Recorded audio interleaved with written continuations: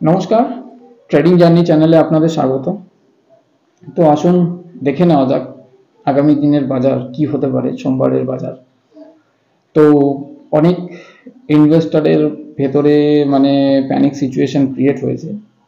সেই প্যানিক সিচুয়েশনটা অরিজিনালি কি হতে পারে বাজারে, সেই নিয়েই এই ভিডিওর মধ্যে আলোচনা হবে। তো ভিডিওটা পুরোটা দেখবেন স্কিপ না করে, আপনাদের জন্য অনেক ইনফরমেটিভ হতে চলেছে ভিডিওটা। সাথে থাকবেন, জুড়ে থাকবেন। তো আসুন দেখে নেব আমরা গ্লোবাল মার্কেট। প্রথমে গ্লোবাল মার্কেট যদি দেখি, গিফট নিফটি 134 পয়েন্ট নিচে, ডাউ জোন্স 510 পয়েন্ট, নেসডাক 270, S&P 500 75। এদিকে আপনি যদি দেখেন সিএসই নিচে, ড্যাক্স নিচে, নিক্কেই প্লাসে আছে, বাদ বাকি তাইওয়ান, হ্যাংসেং, কসপি এগুলো জাকরাতা উপরে আছে, সাংহাই নিচে আছে। অধিকাংশ বাজার কিন্তু নিচের দিকেই ট্রেড করছে। একটা সেন্টিমেন্ট খারাপ পড়েছে অলরেডি। সেন্টিমেন্ট যে ভালো আছে সেরকম কোনো ব্যাপার না। তো গ্লোবাল মার্কেট দেখেন তাহলে প্রত্যেক কটা গ্লোবাল মার্কেট আপাতত এখন আগের দিনে যে আমি বললাম ডাউ জোন্স 3 থেকে 4% মতো নিচে আছে। তো গ্লোবাল মার্কেটের সিচুয়েশন সবারই একই রকম, মোটামুটি 3 থেকে 4% মতো নিচে আছে। তো আমাদের ভারতীয় বাজারকে যদি দেখেন তাহলে যদি অল টাইম হাই থেকে দেখেন, এখন ডেফিনেটলি আমরা লাইফ হাইতে চলছি, সেখান থেকে একটু কারেকশনে এসেছি। তো কারেকশনটা কতখানি কারেকশন এসছে? 1%, 1.2, 1.5, 1.5% এর কাছাকাছি, তাও হবে না। তো 1%, 1.5% কারেকশনটা আমাদের ভারতীয় বাজারের কাছে কিছুই নয়। কিন্তু অলরেডি গ্লোবাল মার্কেটে 3-4% কারেকশন ঢুকে রয়েছে, কিন্তু আমরা ভারতীয় বাজারে আমাদের 1%-এর মতন কারেকশনে আছি। তো দেখুন, আমেরিকার বাজার এখন এখান থেকে রিকভার নিতেও পারে, না নিতে পারে, সেই নিয়ে এই বিষয়টা নিয়ে এইটা আলোচনা নয়। আলোচনাটা হচ্ছে আমাদের ভারতীয় বাজার কি রিয়াক্ট করতে পারে সোমবার, সেই নিয়ে আলোচনা। কারণ আমেরিকার বাজার দেখুন, আমেরিকার চান্স বেশি আছে এখান থেকে রিকভার করার। আর আপনার যদি দেখেন যে আমাদের পুরোপুরি ডিপেন্ডেবল, যে বলে না গিফট নিফটির উপর ডিপেন্ডেবল, কিন্তু কিছু কিছু সিচুয়েশন, যেমন এখনকার সিচুয়েশনটা বিশেষ করে গিফট নিফটির উপর সেরকম কোনো ডিপেন্ড করে চলছে না। কিন্তু গিফট নিফটির উপর ডিপেন্ড করে আগে যেরকম ছিল সিচুয়েশন, এখন অনেকটা পরিবর্তন হয়েছে। পরিবর্তন হওয়ার কারণগুলোও আমি আপনাদেরকে বলবো একটা একটা করে, 1 by 1। তো ভারতীয় বাজার যদি বেশি নিচে যাওয়ার সম্ভাবনা তো আমি দেখতে পাচ্ছি না, তার কারণটাও আমি বলবো। তার কারণটা দেখুন, ভারতীয় বাজার এখান থেকে যদি রিকভার হওয়ার চান্স আমি খুব বেশি দেখতে পাচ্ছি। কারণ হচ্ছে দেখুন, ব্যাংক নিফটি আর নিফটির যদি আপনি অপশন চেইন ডাটা দেখেন, তাহলে ব্যাংক নিফটি আপনার 48,564 তে ক্লোজিং দিয়েছে। 48,000 লেভেলে আপনার 1,10,779 পুট রাইটিং আছে। 48,500 লেভেলে 1,11,841 পুট রাইটিং।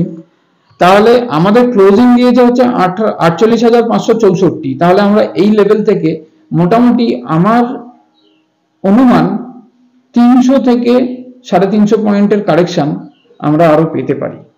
তো লেভেল টার্গেটের ভিডিও আমি রাত্রিবেলা দেবো, এটা একটা মৌখিকভাবে বলে রাখছি। আমি লেভেল টার্গেটটাও ভিডিওটা রাত্রিবেলা আলাদাভাবে একটা ভিডিও আমি দেবো আজকে। আর এদিকে যদি আমরা নিফটি 50 কে ক্লোজিং দেখি, তো 22,519 এর লেভেলে ক্লোজিং দিয়েছে। 22,400 তে 52,996 পুট রাইটিং আছে, আর 22,500 তে 69,066 পুট রাইটিং আছে। তো এই জোনটার মধ্যে যদি আমরা দেখি, তাহলে নিফটি 50 আমাদের কাছে হার্ডলি 100 থেকে 120 পয়েন্টের মতন নিচে আসার সম্ভাবনা দেখা যাচ্ছে। তো দেখুন, 120 পয়েন্ট, 100 পয়েন্ট, 150 পয়েন্টের কারেকশন এটা কোনো ব্যাপার নয়, ঠিক আছে। ব্যাপারটা হচ্ছে এখান থেকে রিকভারি হওয়ার সম্ভাবনা কি দেখা যাচ্ছে, সেটাই হচ্ছে সব থেকে বড় ব্যাপার। তো আমরা অলরেডি জানি, আগের দিন আমাদের গ্রুপে কথাও হয়েছে, যে আমি জিজ্ঞেস করেছিলাম যে নিফটির এখানে সাপোর্ট কোথায় আছে। তো স্বর্ণেন্দু বাবু আমাকে বলেছিলেন 22,300 সাপোর্ট দেখতে পাচ্ছি। একদম এক্স্যাক্টলি, একদম সত্যি কথা, ঠিক কথাই বলেছেন। 22,300 সাপোর্ট আমিও দেখতে পাচ্ছি ওখানে। 22,315, 17 এরকম সাপোর্ট আমি দেখতে পেয়েছি নিফটিতে। তো আমাদের দেখুন, বাজার উপরে যাওয়ার জন্য অনেকগুলো রিজন আমি দেখতে পাচ্ছি, বাজার রিকভার করার জন্য অনেকগুলো রিজন আমি দেখতে পাচ্ছি। সেই রিজন গুলো আপনাকে স্টেপ বাই স্টেপ আমি একটা একটা করে বলবো। প্রথম কারণ হচ্ছে ইনফ্লুয়েন্স ডাটা। ভারতের ইনফ্লুয়েন্স ডাটা পজিটিভ আছে। দ্বিতীয় হচ্ছে আমাদের ইলেকশন প্রি র্যালিতে আছি আমরা, এখন আমরা ইলেকশন প্রি র্যালিতে আছি। এখন আশা করি না যে বাজারকে অতটা নড়বড় করাবে ইলেকশনের আগে মানে ইলেকশন অবধি। তৃতীয় হচ্ছে জিডিপি আমাদের পজিটিভ এসছে। চতুর্থ হচ্ছে ট্যাক্স কালেকশন দিনের পর দিন বাড়ছে, মান্থলি গ্রোথ আসছে ট্যাক্স কালেকশনে। 5 নম্বর হচ্ছে ভারতীয় রিটেলের অ্যাগ্রেসিভ বাইং। 6 নম্বর হচ্ছে ভারতীয় মিউচুয়াল ফান্ড এবং ইটিএফ এর বেশি বেশি করে ইনভেস্টমেন্ট। যত দিন যাচ্ছে তত এই মিউচুয়াল ফান্ডে আর ইটিএফ এ ইনভেস্টমেন্ট ভারতবর্ষে বেশি বাড়তে শুরু করেছে। 7 নম্বর হচ্ছে বড় বড় কোম্পানির মানে আপনার রেজাল্ট আউট হতে শুরু করেছে, আর রেজাল্ট পজিটিভই আছে বলতে গেলে। 8ম হচ্ছে বাজারে ক্যাশ ফ্লো খুব বেশি হয়ে গেছে। এরকম আরো অনেক ছোট ছোট রিজন আছে যার কারণে আমাদের ভারতীয় বাজারকে মানে বেশিটা নিচে নামার সম্ভাবনাটা খুব কম দেখা যাচ্ছে। তো কিন্তু কারেকশন, একটা বড় কারেকশনের যে আমরা আশা করে রয়েছি, সেই কারেকশন তো আসবে, ডেফিনেটলি আসবে কারেকশন। কারণ নিফটি 20,200 লেভেল থেকে 20,500 লেভেলে যে একটা গ্যাপ রেখে দিয়ে গেছে, কি কোন গ্যাপ কিন্তু ফিল করতে আসবে, কিন্তু কোন টাইমটা আসবে এটাই হচ্ছে মেন, এটাই হচ্ছে আমাদের অ্যানালাইজ, এটাই হচ্ছে আমাদের প্রেডিকশন। দেখুন, আপনি কোনো ভালো স্টকের মধ্যে যদি যেতে চান তাহলে আপনাকে ফান্ডামেন্টালি দেখতে হবে। আপনি কোনো স্টকে অপশন কিংবা অপশন করছেন তাহলে আপনাকে তার টেকনিক্যালটা ভালোভাবে জানতে হবে।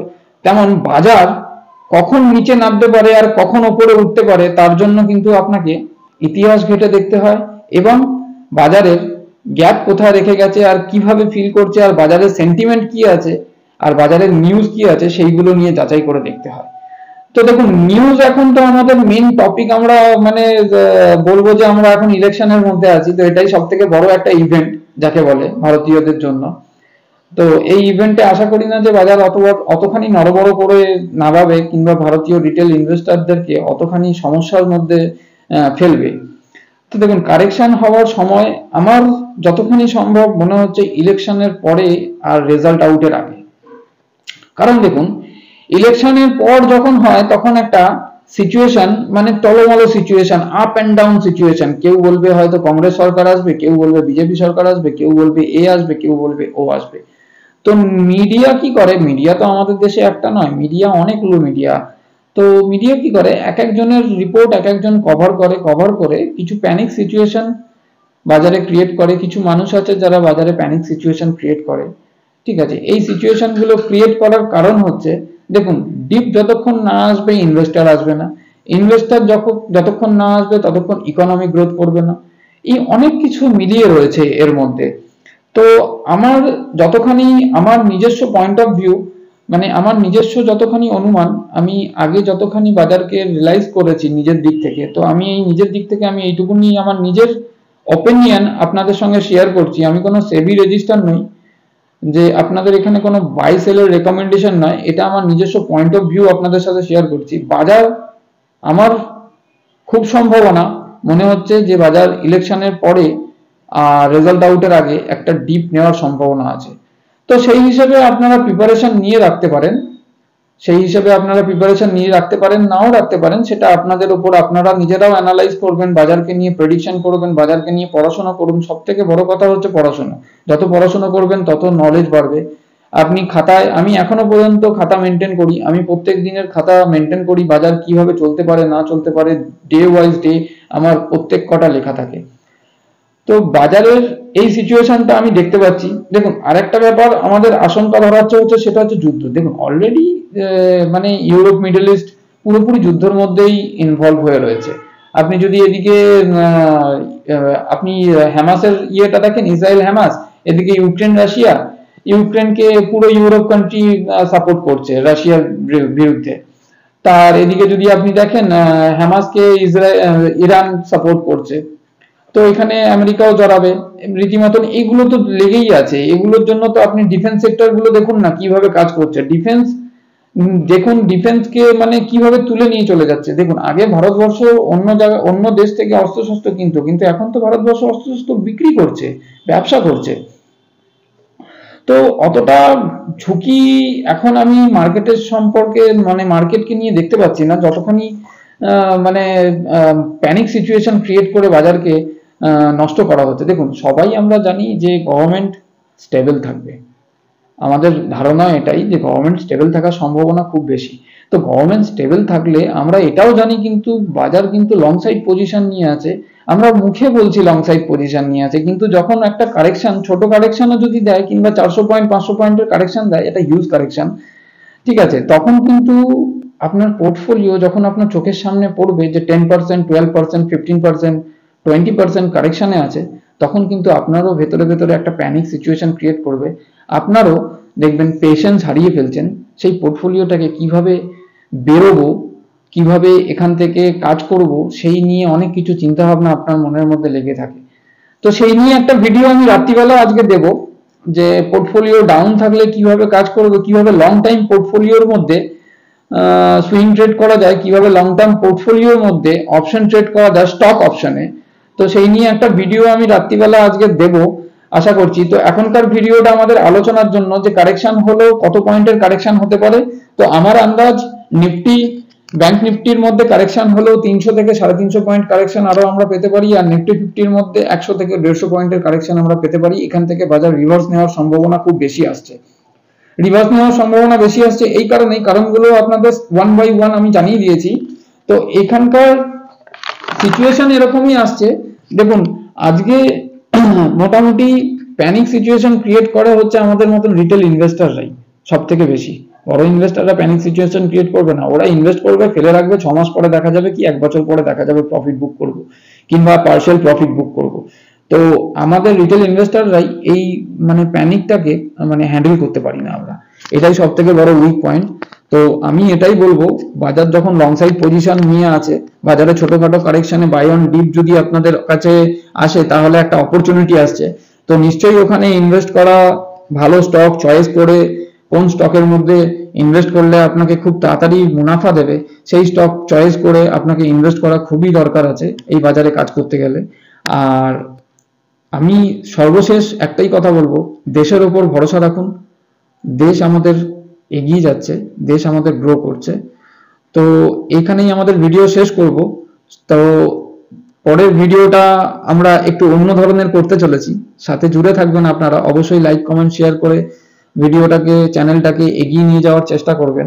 পরের ভিডিও হচ্ছে আমাদের যে লং টার্ম পোর্টফোলিওতে কিভাবে আমরা সুইং ট্রেড কিংবা অপশন ট্রেড করব, সেই নিয়ে আলোচনা করব। যে একটা লং টার্ম পোর্টফোলিওতে থাকলেও আমরা প্রত্যেকদিন তাতে ইন্ট্রাডে করতে পারি একটা স্টকের মধ্যে, সেই স্টক অপশনে কিভাবে ইন্ট্রাডে করব কিংবা সেখান থেকে সুইং কিভাবে করব, সেই নিয়ে আলোচনা হবে। তো আজকের ভিডিও এখানেই শেষ। অশেষ ধন্যবাদ। নেক্সট ভিডিওতে নজর রাখুন।